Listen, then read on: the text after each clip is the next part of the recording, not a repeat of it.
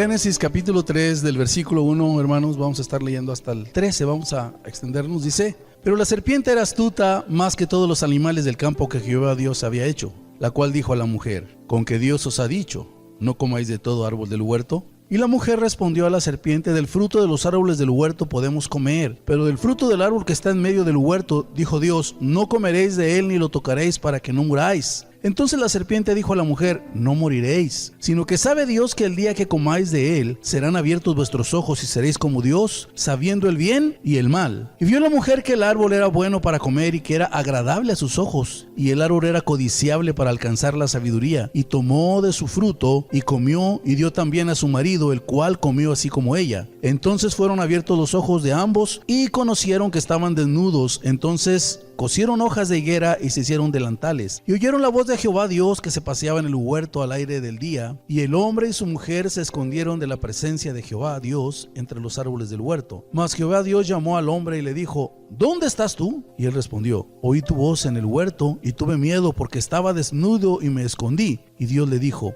¿quién te enseñó que estabas desnudo? ¿Has comido del árbol que yo te mandé no comieses? Y el hombre respondió: la mujer que me diste por compañera me dio del árbol y yo comí. Entonces Jehová dijo a la mujer: ¿qué es lo que has hecho? Y dijo la mujer: la serpiente me engañó y comí. La estrategia que el enemigo ha usado para con la humanidad no ha cambiado, hermanos, sigue siendo la misma. Sigue usando el engaño, sigue usando las verdades a medias, sigue tratando con los deseos y las necesidades de la humanidad.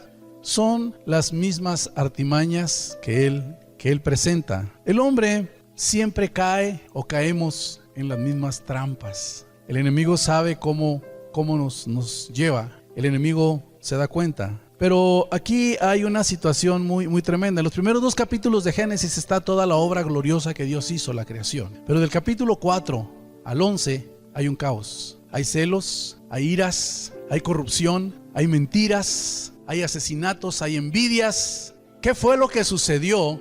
Que del capítulo 4 de Génesis hubo un caos. ¿Qué le pasó al hombre? ¿Dónde fue que se descompusieron todas las cosas? ¿Dónde fue que esto se hizo un caos? En el capítulo 3 de Génesis nos habla de la lamentable historia de la humanidad. ¿Qué es lo que sucedió ahí, en esa historia? Lo que sucedió fue que hay una pregunta que Satanás le hace a la mujer. Le dice, ahí empieza todo: ¿con qué Dios os ha dicho? ¿Con qué Dios te dijo? Y te dijo esto.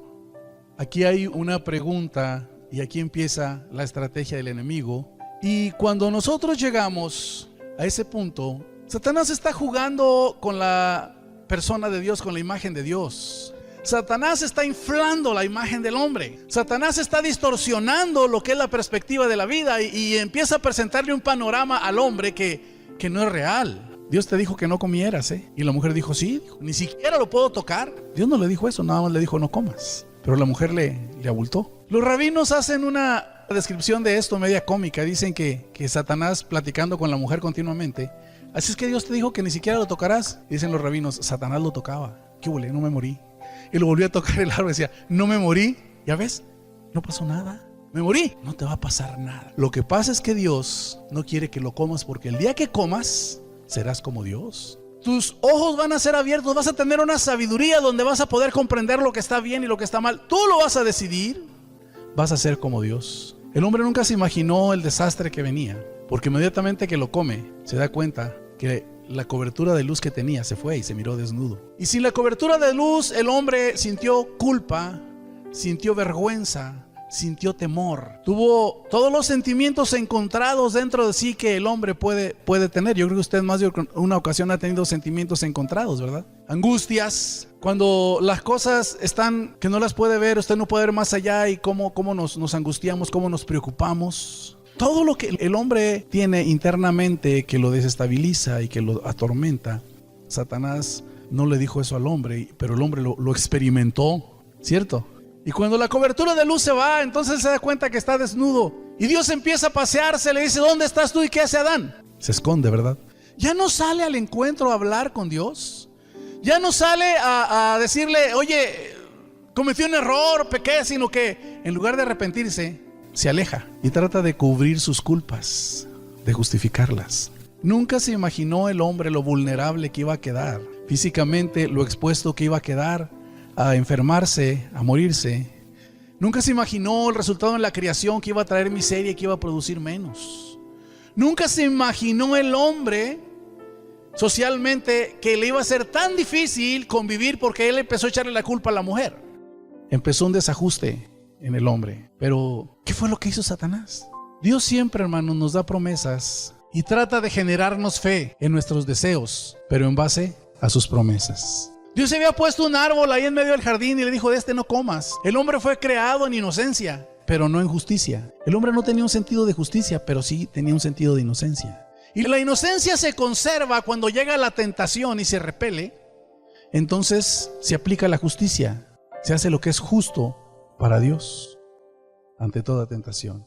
Y las tentaciones o nos afirman en el carácter o nos destruyen. Y el hombre tenía que crecer en la justicia de Dios, pero él prefirió por sí mismo, agarrar una vereda diferente y por sí mismo conocer las cosas. Lo primero que Satanás hace es distorsionar la imagen de Dios. Necesitamos fe, hermanos, para los deseos piadosos. Fe para los deseos piadosos. Fe para creerle a Dios en su palabra, en sus promesas. Todos, hermanos, tenemos deseos, pero los deseos están dirigidos o motivados siempre por algo. Y no es malo desear, ¿me entiende? No es malo desear tener un hogar estable. No es malo desear tener libertad económica, solvencia. No es malo desear tener salud. Son deseos, ¿cómo le llamaríamos? Legales, piadosos. Porque también hay deseos ilegales, hermanos. ¿Me entiende? O sea, deseamos, tenemos necesidades y deseamos, y no es malo. Pero cuando empezamos, se empiezan los deseos a llegar a nuestras vidas. Lo que amamos, eso buscamos. Lo que nosotros empezamos a desear, eso cobra la prioridad de nuestras vidas. Usted tiene hambre, ¿qué desea? ¿Se olvida? Usted dice: voy a leer la Biblia para que se me quite el hambre. Voy a dormirme para que se me quite el hambre. Son deseos legales, ¿verdad? No los puede usted quitar. Son deseos de necesidades. ¿Me explico? Pero cuando nosotros vamos, hermanos, a Dios y empezamos a aplicar la fe, hay una fe, hermanos, que tiene que dirigirnos en los deseos. Hay promesas, hay palabra. Nosotros quisiéramos no tener límites de nada, hermanos. Y cuando no tenemos límites, nuestros deseos no son piadosos. O pueden ser deseos piadosos, hermano. No es malo que usted desee tener. Lo que pasa es que cuando deseamos tener, nunca nos saciamos. Dice la Biblia: el ojo nunca se sacia de ver. Dicen que un rey tenía en su mano un objeto pequeño y les dijo a los de su reino, les dijo: el que traiga algo más pesado, que pese más que el objeto que yo tengo en mi mano, le voy a dar la mitad de mi reino. Y todos empezaron a llevar barras de oro, de plata, a llevar cosas y los ponían en la balanza, pero nada movía la balanza de lo que él traía en su mano. Y por allá a una mujer se le ocurrió llevar unos puños de tierra y los puso en la balanza. ¡Pum! Pesó más que el objeto del rey. Y entonces dieron cuenta que tenía el rey en su mano. Tenía un ojo. El ojo nunca se cansa de ver, de desear. Y dijo el rey: la tierra es lo único que pesa más, porque es lo que va a cubrir este ojo. Y se le va a acabar el deseo. Ya ahí en la tumba no hay. Y la Biblia habla de eso. Dice que el ojo nunca se cansa ¿de qué? De ver. Y hay deseos que son legítimos, pero esos deseos son insaciables. O sea, usted puede desear vivir bien y está bien, pero se puede convertir en un deseo insaciable, aunque sea un deseo legítimo. Ahora, ¿qué dijéramos de los ilegítimos? De aquellos deseos que son contrarios y que sabemos que nos dañan y dañan a otros. ¿Qué podríamos decir de eso? Satanás empieza a distorsionar la imagen de Dios, con que Dios os ha dicho. Lo que deseamos nosotros lo deseamos fuera de Dios. No es Dios el que dictamina. No es Dios el que nos pone allá la meta de decir: yo deseo eso que Dios me ofrece. Hay muchas cosas que la vida nos muestra y las podemos desear, pero no van en armonía con Dios. No era malo que el hombre creciera y madurara en justicia. El problema es que lo deseó por sí mismo y lo alcanzó por sí mismo. Dejó de darle a Dios la gloria. Nos gusta vivir sin límites. Cuando Dios nos pone límites, hermanos, nos fastidia. Lo que no hemos logrado captar es que los límites de Dios son para nuestra propia protección. Cuando Dios dice: no matarás, Él está hablando de la preservación, ¿sí?, de la vida. Cuando dice: honra a tu padre y a tu madre, Él está hablando de una preservación, hermanos, de respeto, de familia. Porque la vida es una ruleta, va dando vuelta. Y si nosotros no honramos a nuestros padres, imagínense, a lo mejor los hijos, a veces hay hijos buenos y padres burros, ¿verdad? Padres necios. Los hijos no le cobran, pero los nietos sí. ¿Sí me oyó? Y lo que el hombre siembra, eso cosecha. Y cuando hay límites no nos gustan porque nos fastidian, sin darnos cuenta que los límites que Dios pone son para protección nuestra, no son para fastidiarnos. Y cuando el hombre vive sin límites, somos dados a los excesos, actuamos en forma injusta, atropellamos a los demás, tenemos excesos en lo que deseamos, porque no hay límites. Necesitamos la fe, hermanos, para tomar los deseos basados en las promesas de Dios. El hombre tiene que conocer a Dios sin distorsiones. El hombre fue creado para ser responsable y para adorar a Dios, pero nos hemos olvidado de eso. Hay un hombre que dice: yo quiero presentar la imagen de alguien honorable, respetable, y por ahí tiene una necesidad económica. Dice: no voy a robar aunque tenga la oportunidad, porque yo quiero presentar una imagen honorable y respetable. ¿Para quién está aquel deseo? ¿Para Dios o para él mismo? ¿Para quién? Para él mismo. Porque es la imagen que él quiere. Él no está pensando en darle la gloria a Dios. ¿Por qué no haces esto? Quiero darle la gloria a Dios. Si tuviera una imagen distorsionada de Dios, lo haría y justificaría mi acción. Si usted se fija, nosotros somos muy dados a tratar, hermano, de presentar una imagen pero que nos beneficie. Nuestros deseos, por piadosos que sean, pueden ser dirigidos a nosotros mismos. Yo deseo presentar una imagen buena y por eso no hago esto, no hago esto otro. ¿Por qué está movido? Por el deseo de la imagen buena. ¿Me entiende? Satanás le está diciendo a Eva, le está diciendo: Dios es injusto, Dios es egoísta, Él no quiere que comas de esto, Él no te comprende, Él no sabe tus necesidades. No es lo mismo que pensamos cuando deseamos estar bien y nos atoramos por ahí, nos atascamos por ahí. ¿No es lo mismo que deseamos? Yo quiero salir del hoyo, yo quiero salir de este atolladero. Y luego no llega la respuesta, ¿verdad? Y le decimos a Dios: eres injusto, yo estoy sufriendo, yo estoy padeciendo, ¿dónde estás tú? ¿Sabe Dios que el día que tú comas serás igual que Él? Dios es capaz de crear universos y los destruye. Dios es capaz de matar y de resucitar. El día que tú comas tendrás ese poder tú también de crear y de derribar. Tú tendrás el dominio, tú tendrás el poder. ¿Se fija? Necesitamos una fe que nos lleve a alcanzar los deseos basados en las promesas de Dios. Necesitamos una fe que se enfoque a nosotros, hermanos, cuando las cosas tienen que ser como Dios ha dicho que son. Versículos 6 y 7. Con que Dios te dijo la distorsión. Ahorita estamos en un tiempo donde la generación actual quiere un Dios que le dé, que le ayude, que lo haga sentir bien, pero que no me pida, pero que no me demande. Es más, si me presionan mucho en la iglesia, yo voy a tener que decir que ustedes me están dañando psicológicamente porque me estresa. No vaya a salirme un día con eso, por favor. Usted me estresa, pastor. Ahí en la iglesia me estresan porque exigen mucho, piden mucho todos ustedes. Dios es injusto. Hemos estado tratando, hermanos, de ubicar principios. Hemos estado tratando, hermanos, de no aplicar muchas formas que nada tienen que ver con principios. Cuando hablamos de orar, decimos: usted ore. Los que están en misiones les decimos: júntense o pongan una hora y háganlo. Pero oren. Las formas: sentado, postrado, sí, hincado, levantando las manos, caminando, como usted quiera. Pero el principio es, si fuéramos por la forma le diríamos: si usted no se hinca, su oración no sirve. Tiene que ser hincado. La Biblia no dice eso, nada más la Biblia dice que oremos. Y también dice que levantemos manos limpias, sin iras ni contiendas. Es lo que nos dice la Biblia. Al marido le dice: trata bien a tu mujer para que tus oraciones sean oídas. Esos son principios, hermano. Usted puede llegar y poner el rostro en el suelo y humillarse, y uno dice: cómo adora, cómo se humilla, pero trata mal a su mujer. Yo no lo digo, él lo dice la Biblia, que su oración no llega ni siquiera al techo. Si están aquí todavía, ¿verdad? Los varones. Son formas y principios. Y cuando el hombre tiene que verse a sí mismo, tiene que darse cuenta de su condición. Capítulo 3 de Génesis dice: y vio la mujer que el árbol era bueno para comer y que era agradable a los ojos. Hasta ahí. Ahorita seguimos. ¿Era bueno para qué? Ya había un deseo oculto que Satanás había trabajado y que estaba poniendo mal a Dios, diciendo: Dios es egoísta contigo, no quiere que comas porque vas a ser igual que Él. Y el objeto, que era la obediencia, el árbol, empezó a verlo la mujer a sus ojos. ¿Cómo? Lo empezó a desear. Se ve bueno. Ese es externamente, ¿verdad? Tiene que ver con el paladar, tiene que ver con el gusto. Estamos hablando dentro de lo físico, ¿sí? Bueno, a estas alturas, no sé ustedes, ya después de los 20 años por 2, los 40, no sé si usted todavía puede comer igual que cuando tenía 15, 18, en las noches, ¿eh? A mí me ha tocado pagar facturas fuertes, hermanos, por tragón, en las noches. Entonces ya a estas alturas, ya tengo que aceptar, hermanos, que no es lo mismo 3 mosqueteros que 20 años después.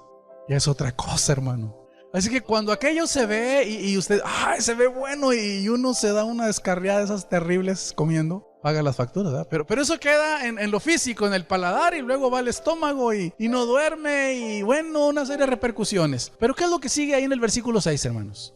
De afuera hacia adentro está trabajando Satanás, y va a despertar la maldad, va a despertar una naturaleza caída, alejada de Dios, versículo 6, y que era agradable a los ojos, y era árbol codiciable para alcanzar, ¿qué? Ya es algo interno, ¿verdad? Ya no es el gusto, ya no es el paladar, algo hay más allá ahora, por dentro.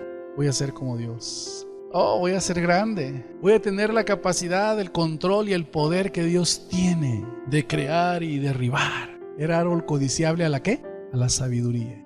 Era un deseo interno. Hay deseos dentro de nosotros, son internos y están basados nada más en lo que necesitamos o anhelamos, sin escuchar a Dios, en una forma distorsionada de un Dios que tiene un orden y tiene un proceso. Pero nosotros estamos viéndola en forma, ¿qué? Distorsionada. Voy a comer de este árbol, ¿y quién voy a ser? ¿Es codiciable para qué? Para la sabiduría. Y tanto estuvo ahí que sigue diciendo, ¿pero qué tenía que le diera se comiera un fruto de aquel árbol? Y tomó de su fruto y comió, y dio también a su marido, el cual comió así como ella. Entonces fueron abiertos los ojos de ambos y conocieron que estaban desnudos. Cosieron hojas de higuera y se hicieron aquello que ellos esperaban, que iban a tener poder, que iban a tener dominio, los dejó desprovistos, desnudos. Y hoy pensaba, decía que ¿qué tunda les pondrían las hojas de higuera cuando se las pusieron? Porque tiene una picazón tremenda las hojas de higuera, hermano, en los brazos. Ahora imagínense en los genitales. Y ellos se las pusieron. Qué rascadera, ¿no? O yo no sé qué pasaría, pero ¿dónde está la sabiduría? ¿Dónde está lo que ellos internamente deseaban, anhelaban, lo que ellos querían alcanzar? No eran tan listos, ¿verdad? Se hubieran agarrado otro tipo de hoja. ¿Cómo le llaman unas hojotas que hay? ¿Hojas de oreja de elefante? No sé, había de todo ayer, pero yo no sé por qué agarraron las de higuera. Todo lo que ellos anhelaban internamente, su deseo estaba distorsionado, porque no solamente era lo de Dios, estaba distorsionado, ellos mismos se habían distorsionado en sus deseos. Tenemos una idea nuestra de lo que deseamos. Es tan tremendo el engaño que nos hace sentir que Dios está muy aparte, que somos invencibles o que somos capaces de conquistar el Everest, ¿me entiende? De llegar a las cumbres más altas, y no es cierto. Dice la Biblia, sea Dios veraz y todo hombre mentiroso. No nos gusta, hermanos, los humanistas dicen que el hombre es lo máximo, que no es malo en sí, que son las circunstancias. Pero Dios dice lo contrario, hermanos. Dice que la maldad está en nosotros, que no hay ni siquiera uno solo que sea justo. ¿Me entiende? Y hay deseos que nacen en nosotros, hermano. Hay necesidades que nos hacen tener deseos que son legítimos, pero que como hay una idea distorsionada de Dios, entonces nos vamos por nosotros mismos en lo que queremos. Necesitamos creerle a Dios. La verdad de Dios se pervierte, hermanos, y nosotros la creemos. ¿Me entiende? Nosotros la creemos. Distorsionamos nuestra imagen, la imagen de Dios. Sí, cierto, en el paladar muchas cosas son ricas, dice la Biblia, el pecado es dulce al paladar, pero es amargo como el ajenjo al estómago. Hay deseos, hay cosas que anhelamos y lo hemos hecho distorsionando a Dios y distorsionando, hermanos, la propia imagen nuestra, pensando que vamos a alcanzar la gloria, pensando que vamos a lograr, pensando que si aquello que deseamos lo alcanzamos, la vida va a ser otra. Y no es así. Y ese deseo en muchas ocasiones se torna insaciable sin límite, aunque sea piadoso. En el capítulo 4, el versículo 7, aquí hay una acción de deseo. Si bien hicieres, no serás enaltecido, y si no hicieres bien, el pecado está a la puerta.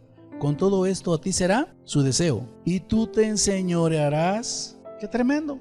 Los dos sabían cómo había que hacer las cosas. Uno está pensando en darle la gloria a Dios y hacer las cosas como Dios le dice, y el otro no. El otro las está haciendo a su manera. Pues si que al cabo Dios va a quemar ahí en la ofrenda lo que le lleve. Lo mismo da que le lleve calabazas marchitas, que le lleve las legumbres, ya las que ya no sirven, pues que al cabo se van a quemar. Y Dios siempre ha dicho de lo mejor, de lo escogido. La Biblia no dice cómo fue que ellos entendieron sobre los sacrificios, pero Abel lo entendió perfectamente. Dice que su sacrificio agradó a Dios, pero no el de Caín.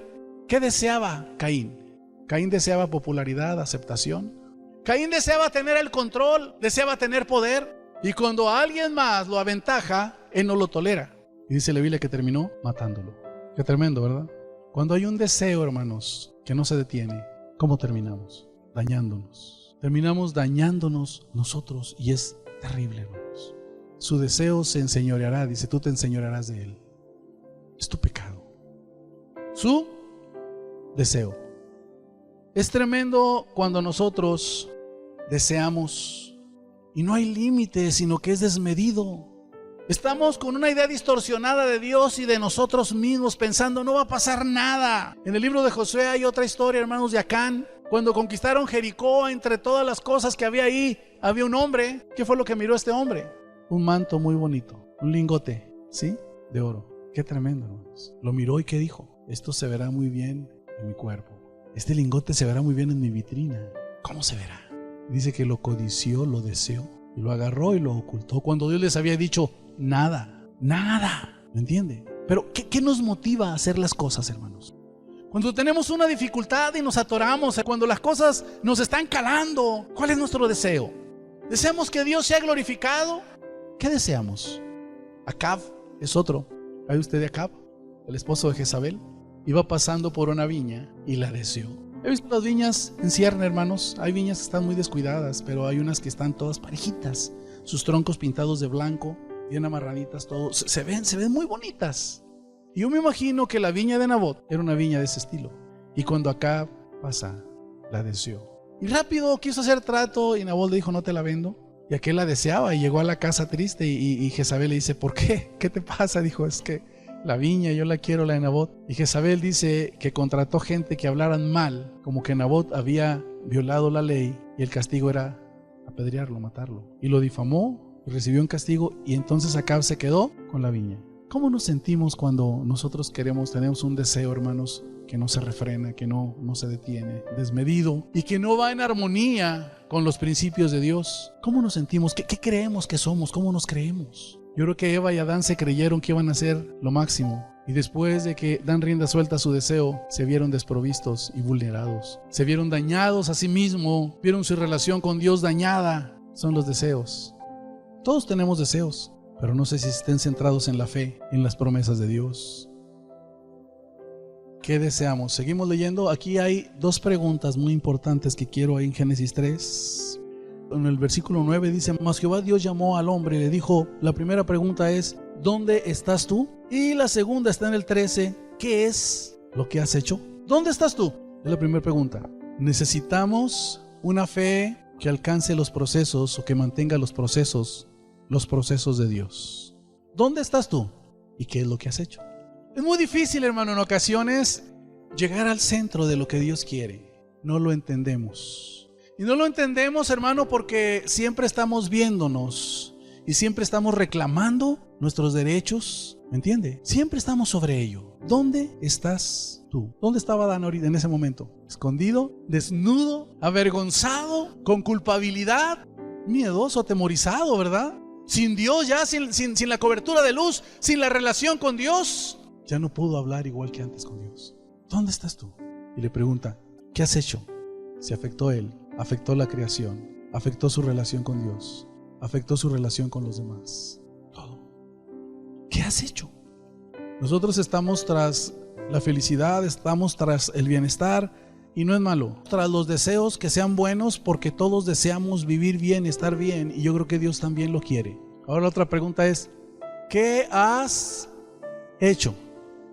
Cuando yo leo en la Biblia, hermanos, en Daniel 10:11, hay una versión que dice varón de deseos, hay otra versión que dice varón muy amado. Cuando Daniel estaba pidiendo, el ángel llega, en una versión dice, tu respuesta ha sido oída, varón de deseos, que eres muy amado, algo así le dice, ¿me entiende?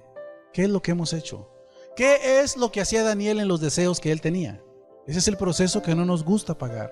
No sé si usted ha pensado en Daniel. Quiero hacerle algunas reflexiones, preguntas. Dice la Biblia que Daniel pasó a ser un eunuco. ¿Sí? ¿Estamos de acuerdo? En la corte del rey. ¿Usted sabe la suerte de los eunucos? Levante su mano si la sabe. Wow. ¿Qué les hacían a los eunucos? Los castraban. ¿What? ¿Qué? ¿Qué dijo? Iba a estar en el harem, iba a estar ahí, entonces tenían que cortar. Y Daniel llega a Babilonia y pasa por todo. Llega a una tierra extranjera con otra cultura, con otros dioses, con otras demandas, con gobernantes tremendos. Y tiene que entrar en el proceso.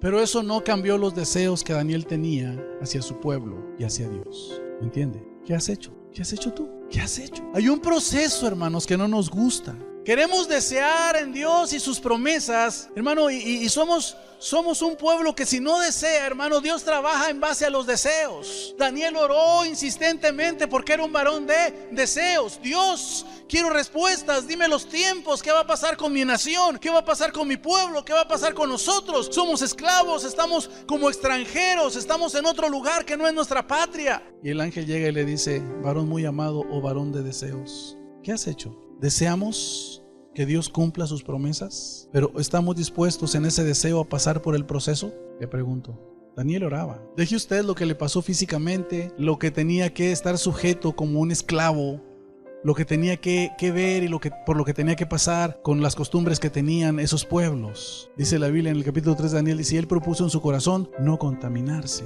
Daniel oraba 3 veces al día. Daniel estaba pendiente de las promesas de Dios. Hay una oración de confesión, dice, reconozco que hemos pecado, nuestros padres pecaron y nosotros pecamos y nos has dispersado por la tierra, dice, pero él está recordando las promesas de que Dios los iba a regresar. Nehemías, nuestros padres pecaron, por eso tenemos este resultado. Hermano, cuando Dios emite un juicio, no lo hace de la noche a la mañana.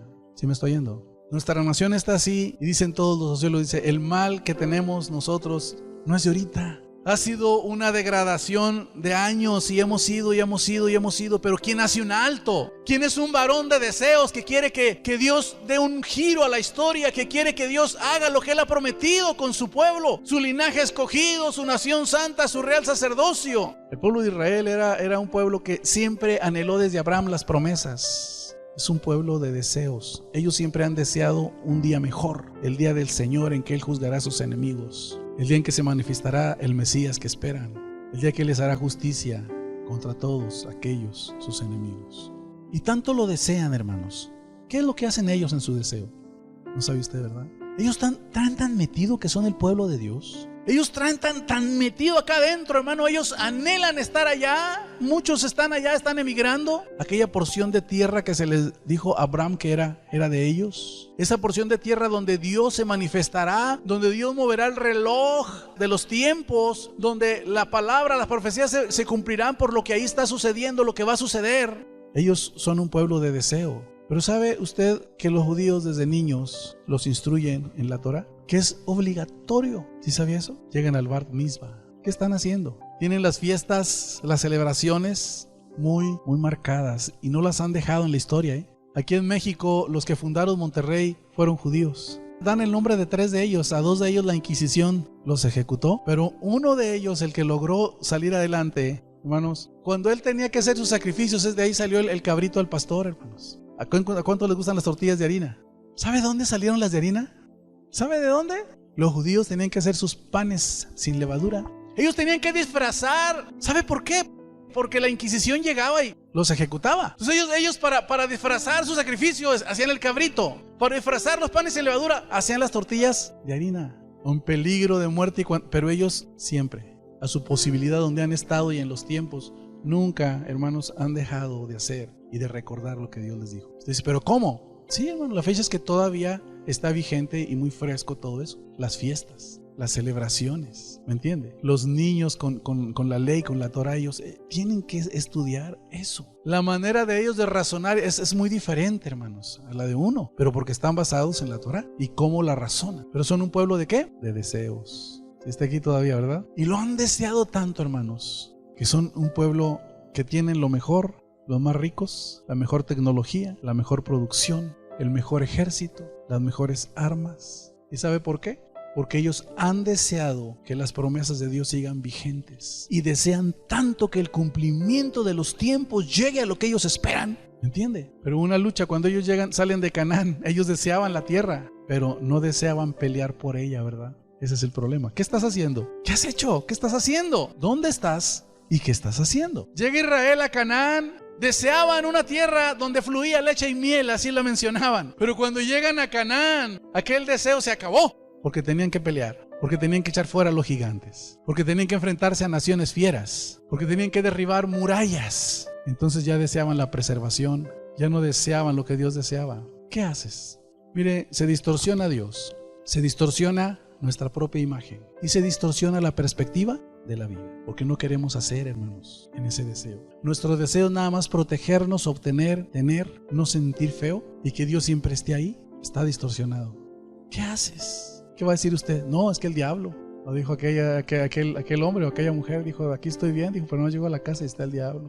¿Qué, hermano? ¿Qué hace? Daniel oraba. Daniel enfrentó todo lo que tuvo que enfrentar en una cultura diferente, hermanos. El pueblo de Israel llegó el momento en que Josué y Caleb tuvieron que desear de tal manera que enfrentaron gigantes, enfrentaron ejércitos, conquistaron tierras, hermano, porque el deseo era grande. Y dice la Biblia, las armas de nuestra milicia no son carnales. ¿Qué tanto deseamos conquistar, hermano, en las promesas de Dios? La perspectiva que usted tiene está fuera del deseo de Dios, fuera de la fe. A veces, hermano, es muy desconcertante. Cuando un niño pide un dulce a la medianoche y no hay, y todo está cerrado, ¿qué hace usted? ¿Cómo le explica al niño que no hay? Y que tiene que aguantarse. Y el niño llora y usted lo nalguea y llora más y sigue llorando porque él quiere dulce. Saca el frasco de azúcar y dice, ándele, tenga, aunque sea, pero ya cállese, por favor. Qué salida, ¿verdad? Pero aquel niño no fue capaz, sí, de conformarse.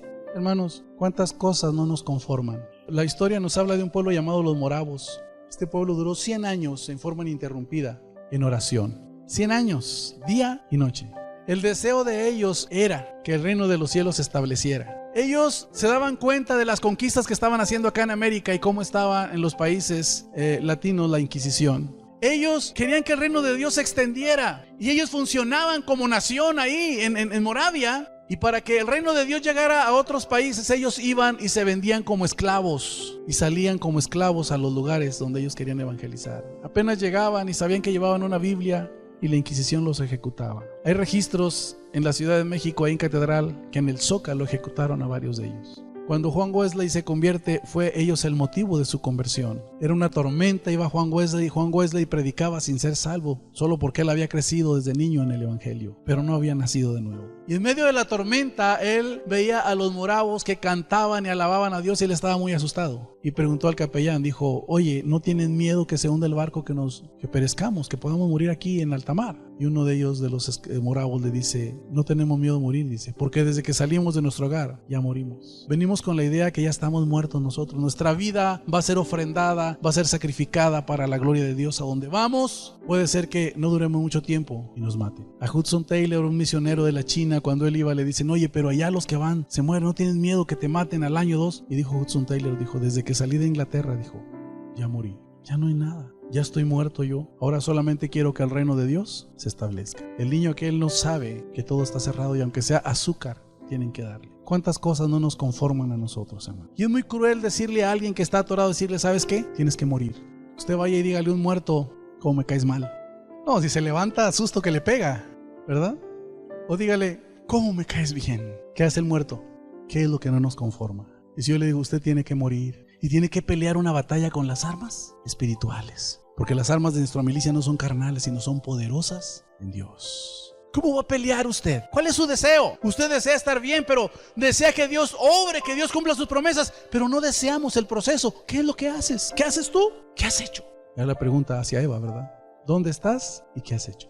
Hay un proceso, hermanos de fe. Dios tiene un problema con nosotros porque somos muy tibios al desear. Y cuando deseamos no entramos en el proceso. El proceso es orar. El proceso es consagrar nuestras vidas y estarle diciendo, Señor, obra porque yo no sé qué voy a hacer. Yo no sé, hay ocasiones que quiero bajarme de la cruz. O me bajo o ando abajo porque ya no aguanto. Amén. No sé qué hacer, Señor. Pero uno tiene que ir con Dios y decirle, Señor, cúbreme, abrázame, susténtame porque yo ya no sé qué hacer. Pero no entramos al proceso, ¿eh?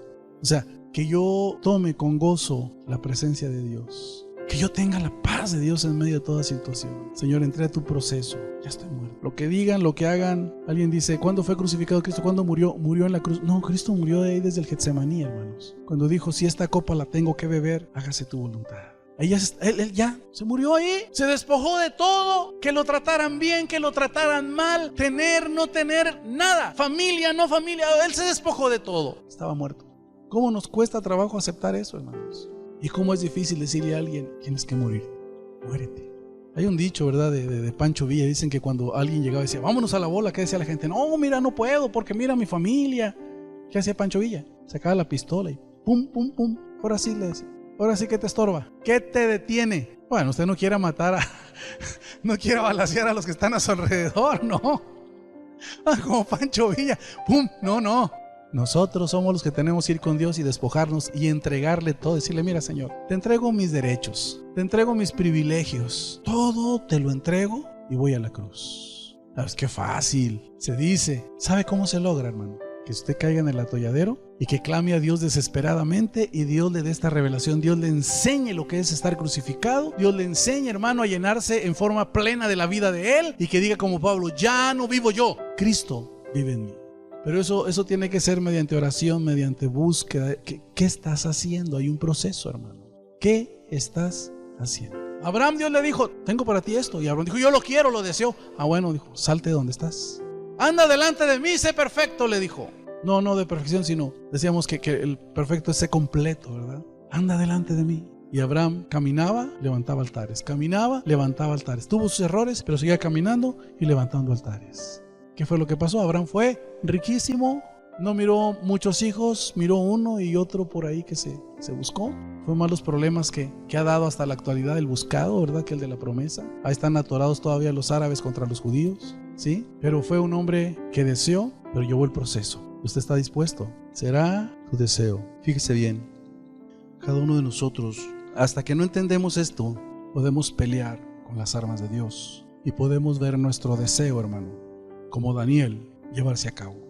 ¿Qué es lo que usted anhela y lo que usted desea? Hasta que no entendamos que solamente vamos de paso y que cuando usted se despoja ya no reclama nada y entrega todo, ya no tiene nada, hermano. ¿Entiende? El muchacho que es soltero no está preocupado porque qué va a acercar esta semana, porque lo están esperando, porque tiene que ir y ver qué hay necesidad en la casa. O sea, él no tiene a veces ni perro que le ladre, ¿verdad? Porque no le da comida. ¿Me explico? Entonces él no se preocupa porque no tiene. ¿Entiende? Cuando usted le entrega todo a Dios y se despoja, ya no tiene. ¿Qué le preocupa? Yo le pregunto, hermano, ¿el Señor tenía honor cuando fue al Calvario? ¿Él buscó sus derechos? ¿Él buscó no ser vituperado, ser respetado? Se despojó de todo, hasta su deidad, de todo. Amén. Le dijo al joven, vende todo y sígueme. No nos pide a todos lo mismo, hermanos. Pero sí hay que entregarle, Señor, aquí está. ¿Qué es lo que me esclaviza? ¿Qué me afana? Yo deseo que tu voluntad se cumpla. Yo deseo que tus promesas se hagan en mí. Yo deseo ser un instrumento útil para ti. Yo deseo superar los problemas que me detienen ahorita, Señor. Pero si tengo que ir a la cruz, si tengo que decirte, Señor, enséñame lo que es estar ahí y quitar el sentimiento a veces de no tener reconocimiento, a veces hasta de no ser tomado en cuenta, a veces hasta no ser respetado por los demás, a veces hasta de no ser correspondido, hermano, cuando hemos dado nosotros parte de nuestra vida. Jesucristo dio todo, hermanos, y no fue correspondido. ¿Me entiende? Y la Biblia dice ahora que Cristo vive, pero tenemos un problema, hermanos. Nuestros deseos son débiles. Tenemos que desearlo. Y el desearlo entrar en el proceso. Yo voy a orar, Señor. Yo voy a tratar de que en tu palabra tú me reveles, me enseñes lo que yo debo hacer. Porque yo quiero alcanzar tus promesas. Deseo alcanzarlas. Quiero ser ese pueblo escogido. Quiero ser esa nación santa. Quiero ser ese linaje escogido, ese real sacerdocio. Quiero ser alguien que establezca en esta tierra tu reino. Quiero que vean la diferencia. Por sobre lo que yo tenga, Señor, que enfrentar. Por lo que yo tenga que realizar aquí. A Daniel le dijeron varón de deseos. Hablaba Paul John Guichon en su cuarta dimensión. Dice, el problema de Dios es que no deseamos con intensidad. A una iglesia le dice, eres tibio y te vomitaré. Queremos una cosa, pero no queremos el proceso. Queremos que todo se nos dé ya. La desilusión del pueblo de Israel, ¿verdad? Quiero la tierra, pero no quiero pelear. Quiero tener y ser dueño, pero no quiero enfrentar. No quiero batallar. Cada mañana tiene uno que buscar el rostro de Dios. Cada mañana tiene uno que decirle, Dios, enséñame este día. Cada mañana usted tiene que decirle, Dios, esta es la situación. ¿Por dónde le doy? Y Dios me va a decir, estate quieto. ¿Sí? Estad quietos. ¿Qué dice? Y reconoced que yo soy Jehová. Quieto. Hay ocasiones que uno quiere correr y Dios nada más le dice a uno, tú alábame. Y ahora cómo es difícil, hermano. Cuando uno quisiera salir corriendo, insultar o decir, y que Dios le dice, alábame. Mira cómo cala despojarse del ego, del orgullo y decir, está bien, Señor. Pero lo que está pasando, no importa. Lo que estoy viviendo, la injusticia, tú alábame. Tú gózate en mí. Tú deleítate en mi presencia. Sí, Señor, pero yo te voy a guiar. Yo voy a encaminar tus pasos. ¿Dónde estás? ¿Qué has hecho? ¿Qué has hecho? ¿Qué has hecho? ¿Qué has hecho? ¿Qué has hecho? ¿Qué has hecho?